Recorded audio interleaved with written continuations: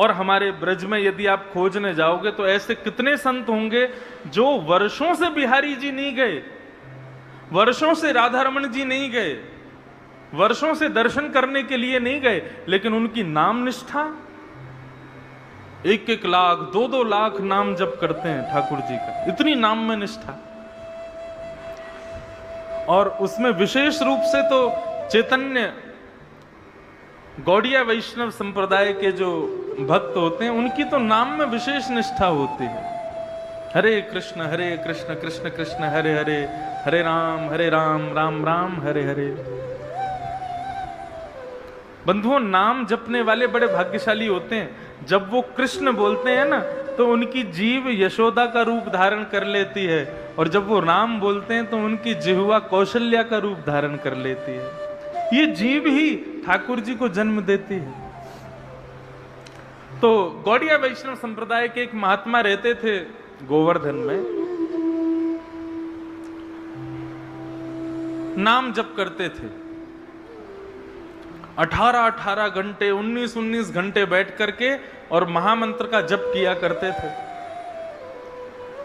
और जब जप पूर्ण होता था तो उसके बाद फिर स्नान ध्यान करते, स्नान ध्यान करने के बाद फिर थोड़े बहुत समय में जाके जल्दी जल्दी और घर घर से सूखी सामग्री लेकर के आते।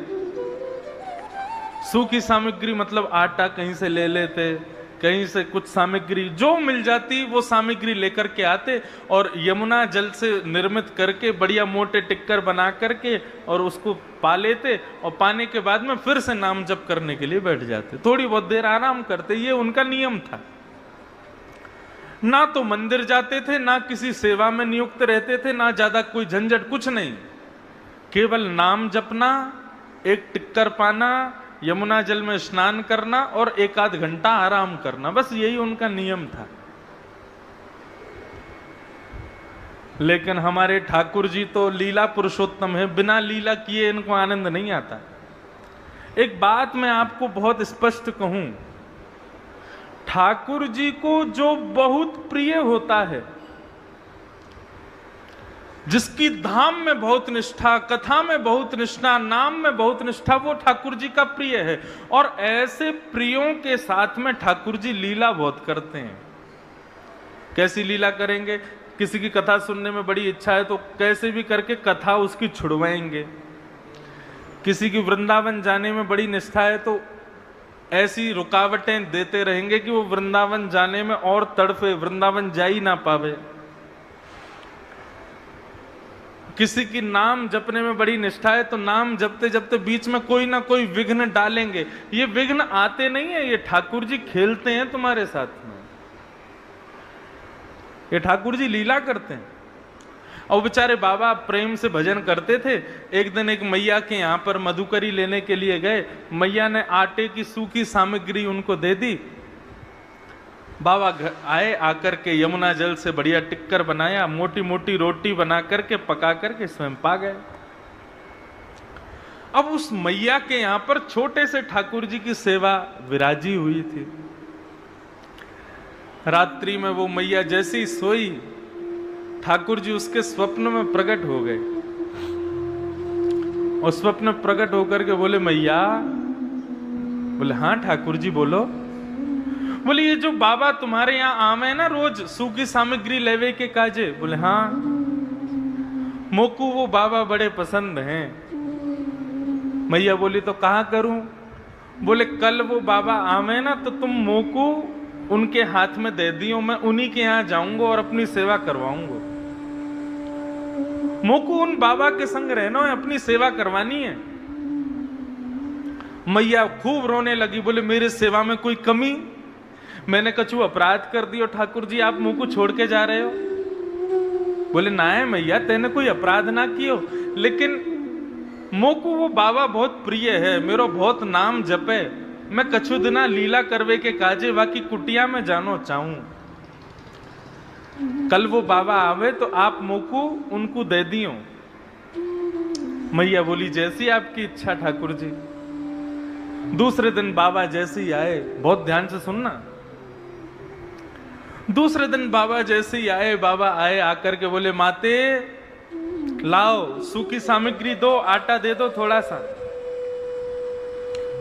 मैया आई आकर के बोली, बाबा ऐसे ऐसे कल रात में मेरे ठाकुर जी सपने में आए और आकर के बोले मैया मुकु बाबा के संग जानो है, तो तुम मेरे ठाकुर जी को ले जाओ, इनकी सेवा शुरू कर दो।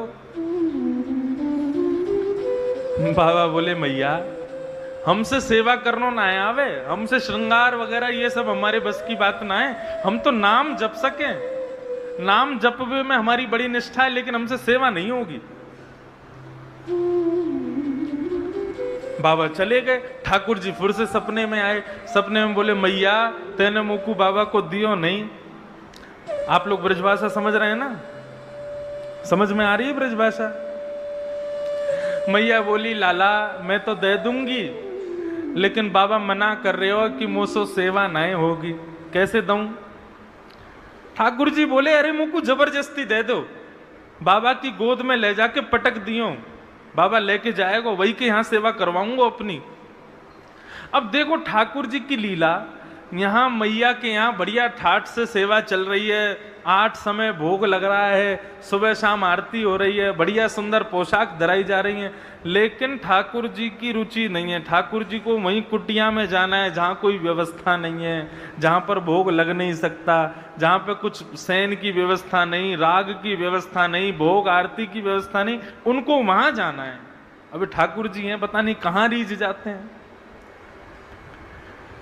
दूसरे दिन बाबा आए तो मैया अपने ठाकुर जी को लेकर के आई और बाबा की गोद में रख दिया। बोले मेरे लाल जी को आपके संग जानो है, अब मना मत करियो, आप इनको स्वीकार करो।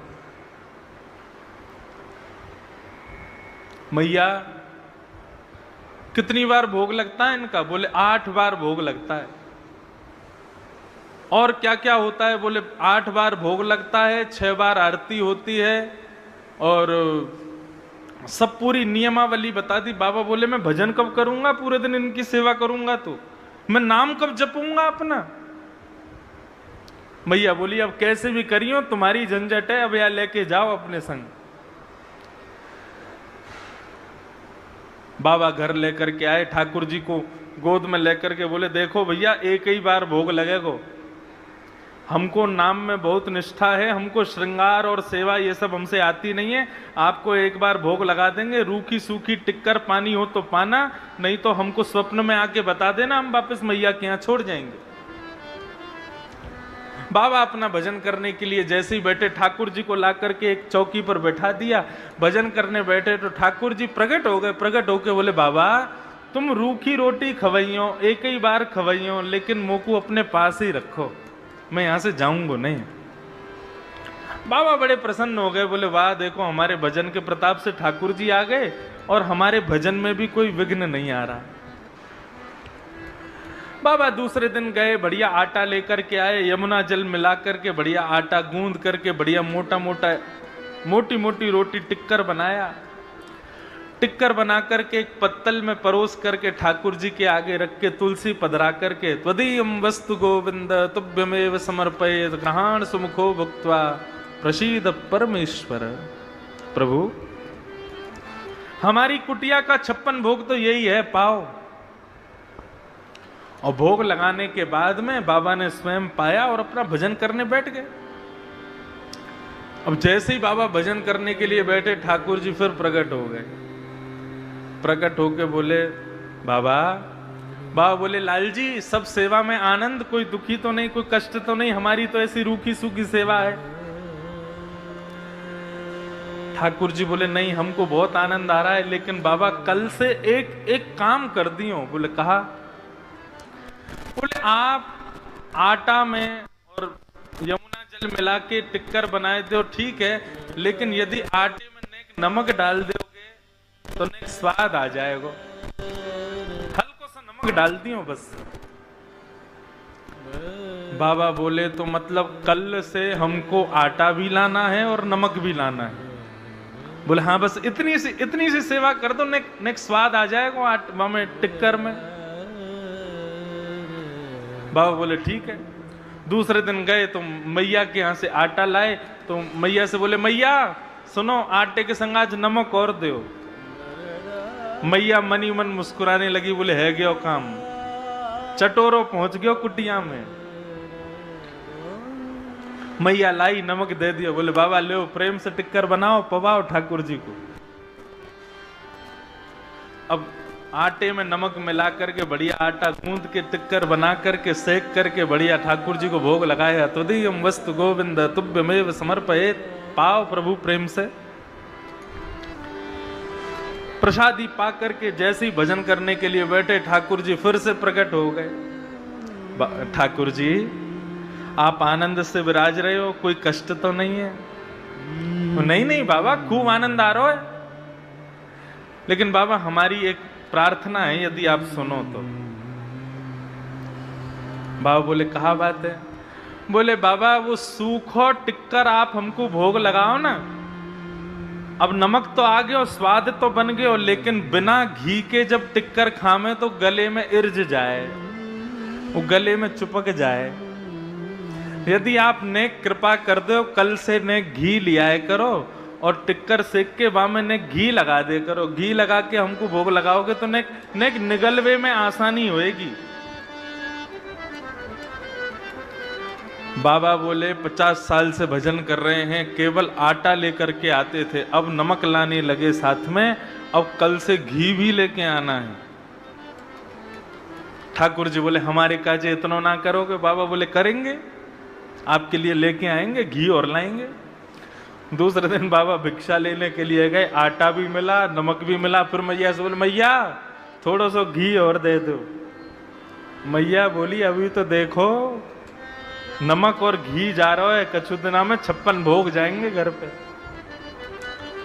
घी लेकर के गए, बढ़िया टिक्कर बना के घी लगा के ठाकुर जी को भोग लगायो और पायो। पाके फिर जैसे ही भजन करने बैठे, ठाकुर जी फिर प्रकट है गए। बाबा बोले अब क्या हो गया? बोले बाबा मैं तो यूं कह रहे हो, बढ़िया टिक्कर बनना है, नमक भी आ गया, अब तो घी भी आ गया, निगलवे में भी आसानी है रही है, लेकिन 4 दिना से टिक्कर पाके हमने जो है का हमारी जीव है का ने परेशान है गई है। कल एक आलू और लिए और वह आलू को उबाल के वह में नमक मिर्च डाल के ने बढ़िया चटनी बना के टिक्कर के संग आलू की चटनी दे दोगे तो आनंद आ जाएगा। बाबा ने आंख खोली, अपनी माला रखी, ठाकुर जी गोद में उठाए, लेकर के मैया के यहाँ गए और मैया की गोद में दे दी। बोले धरो इनको अपने पास। अरे हमारा भजन छूट रहा है, पहले नमक चाहिए, घी चाहिए, अब आलू चाहिए, कल को कहेंगे हमको घेवर चाहिए, फिर कहेंगे मालपुआ चाहिए, फिर कहेंगे रबड़ी चाहिए। इनका भोग लगाएंगे कि हम भजन करेंगे? बाबा ने तो ऐसी बात कही, इतने में ही श्याम सुंदर वहीं प्रकट हो गए और प्रकट होकर के बाबा को हृदय से लगा लिया। बोलो बाल कृष्ण लाल की। बंधुओं, ये भोग सामग्री, ये सुंदर सजावटें, ये विविध विविध प्रकार के 56 भोग, ये सब ठाकुर जी को नहीं चाहिए। किसी एक चीज में तुम्हारी दृढ़ निष्ठा है, वही ठाकुर जी को प्रिय है। बस हम लोग घबरा जाते हैं, अब हमारा भाव पहले जैसा क्यों नहीं रह गया, अब ठाकुर जी पहले जैसी लीला क्यों नहीं। ये सब ठाकुर जी खेलते हैं तुम्हारे साथ में, परखने की कोशिश करते हैं, ये लीला करते हैं ठाकुर जी। लेकिन तुम अपना भाव सुदृढ़ रखो, किसी एक चीज में निष्ठा रखो, या तो नाम में, या फिर धाम में, या फिर लीला में, या फिर स्वरूप दर्शन में, लेकिन उस निष्ठा को बरकरार रखो, उसको भंग मत होने दो। ऊना रहो, अमृतसर रहो, जलंधर रहो, मंडी हिमाचल में, ये मनाली में रहो, कहीं रहो, तुम्हारी दृढ़ता इतनी होनी चाहिए कि तुम ऊना में बैठ करके भी नेत्र बंद करो तो तुमको पता चल जाए कि आज बिहारी जी ने कैसे कलर की पोशाक पहनी है। और ये संभव है, ये हो सकता है।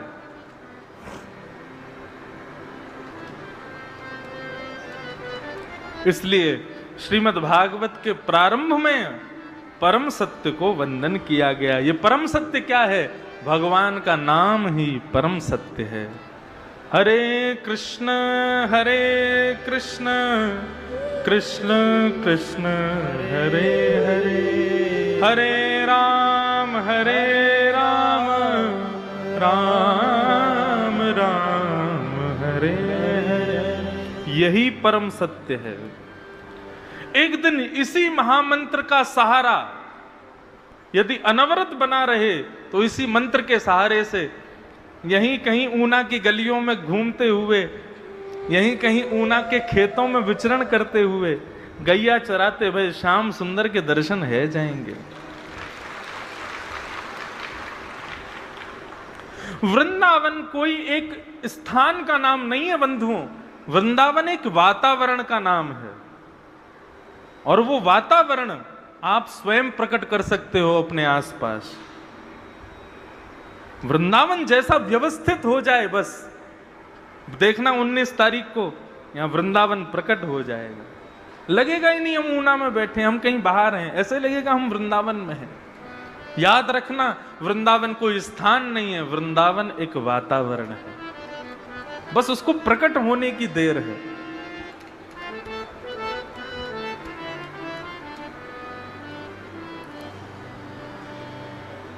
सत्यम परम धीमहि, हम परम सत्य को वंदन करते हैं।